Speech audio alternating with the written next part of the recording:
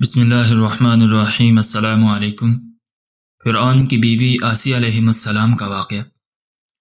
امام بہیقی اور ابو یعلی رحمہم اللہ نے سند کے ساتھ حضرت ابو ہریرہ رضی اللہ تعالی عنہ سے روایت کیا ہے کہ فرعون کی اپنی بیوی حضرت آسیہ رضی اللہ تعالی عنہما کو سزا دینے کی غرض سے 4 جگہ یعنی دونوں ہاتھوں اور دونوں پاؤں میں میخیں گاڑ رکھی تھی۔ جب وہ میخیں لگا کر علیحدہ ہوتے تو رحمت کے فرشتے گرمی کی وجہ سے حضرت آسیہ رضی اللہ تعالی عنہما پر سایہ کر دیتے تو وہ اسی حالت میں دعا مانگتی ہوئی کہتی کہ اے میرے رب، اپنے پاس ہی میرے لیے جنت میں ایک گھر بنا دے۔ بس پھر اسی حالت میں ان کو جنت میں ان کا گھر دکھایا جاتا۔ حضرت ابو العالیہ فرماتے ہیں کہ فرعون کو جب حضرت آسیہ کے موسیٰ علیہ السلام پر ایمان لانے کی خبر ملی تو وہ اپنے وزراء کے پاس آیا اور ان سے پوچھا کہ تم آسیہ بنت مزاحم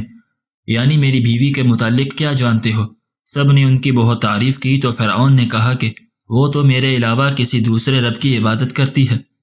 تو اس پر وزراء نے کہا پھر آپ اس کو قتل ہی کر دیجئے۔ تو اس پر فرعون نے اس کے ہاتھ اور پاؤں میں میخیں ٹھوک دی۔ تو اسی حالت میں حضرت آسیہ رضی اللہ تعالی عنہما نے آسمان والے رب کو پکارتے ہوئے کہا رب ابن لی عندک بیتا فی الجنہ، اے میرے پروردگار، اپنے پاس ہی میرے لیے جنت میں ایک گھر بنا دیجئے۔ اس وقت فرعون بھی حاضر تھا اور یہ منظر دیکھ رہا تھا کہ حضرت آسیہ رضی اللہ عنہما نے جنت میں اپنا گھر اسی حالت میں دیکھا اور پھر ہنسنے لگی۔ تو اس پر فرعون کہنے لگا کہ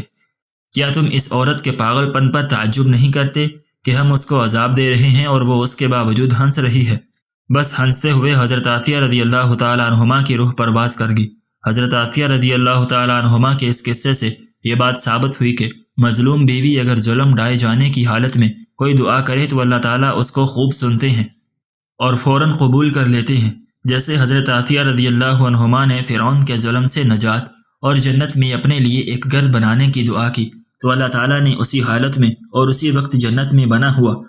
اس کو گھر دکھا دیا۔ اس لیے ظلم ڈھانے والے شوہر اس بات کو یاد رکھیں کہ حالت ظلم میں اگر بیوی کی زبان سے کوئی بد دعا ان کے حق میں نکل گئی تو عین ممکن ہے کہ کسی وقت قبول ہو جائے اور اس کا ستیہ ناش ہو جائے۔ اس قصے میں ایک قابل غور اور عجیب بات یہ بھی ہے کہ حضرت آسیہ رضی اللہ عنہما نے اپنے ظالم خامند کی سزا کے تمام جتن برداشت تو کر لیے مگر اس کے حق میں بد دعا کا کلمہ زبان سے نہیں نکالا، بلکہ یوں کہا کہ اے اللہ، تو مجھے ہی ان ظالموں سے نجات دے دے۔ یہ بالکل ایسے ہی ہے جیسے حضور صلی اللہ علیہ وسلم پر اہل طائف نے خوب ظلم ڈھائے، اس کے باوجود جناب نبی کریم صلی اللہ علیہ وسلم نے ان کے حق میں باوجود فرشتوں کی فرمائش کے بد دعا نہ فرمائی، بلکہ یوں کہا کہ اگر یہ میری بات نہیں مانتے تو شاید ان کی نسل ہی میری بات کو مان لے۔ اور شاید حضرت آسیہ رضی اللہ تعالی عنہما نے اپنی بیوی ہونے کا حق ادا کیا اور اپنے بعد میں آنے والی عورتوں کو بتا دیا کہ صابرہ بیویوں کا یہی شیوہ ہوتا ہے کہ وہ اپنے خاوند یا کسی ظالم کے لیے بد دعا نہیں کیا کرتی۔ اللہ تعالیٰ کو بھی اس صابرہ عورت کی یہ بات کیسی پسند آئی کہ 7 آسمانوں کے اوپر سے اس کی اس صفت کا تذکرہ فرما دیا جو ضرب المثل کے طور پر قیامت تک آنے والی قوموں کے لیے ایک سبق کی حیثیت رکھتا ہے۔ حضرت آسیہ رضی اللہ تعالی عنہما کے قصے سے یہاں سبق ملتا ہے کہ ظلم اور شدائد کے باوجود دین کو مضبوطی سے تھامے رکھو۔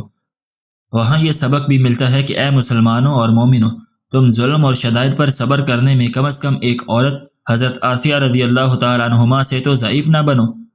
کہ اس نے عورت ہونے کے باوجود ایک ظالم بادشاہ کی سزا کے تمام جتن برداشت کرتے ہوئے جان تو دے دی مگر دین حق کو اپنے ہاتھ سے نہیں جانے دیا۔ شاید اسی سبق کا صلہ اللہ تعالیٰ نے حضرت آسیہ کو یہ دیا کہ وہ جنت میں نبی کریم صلی اللہ علیہ وسلم کی بیوی ہوں گی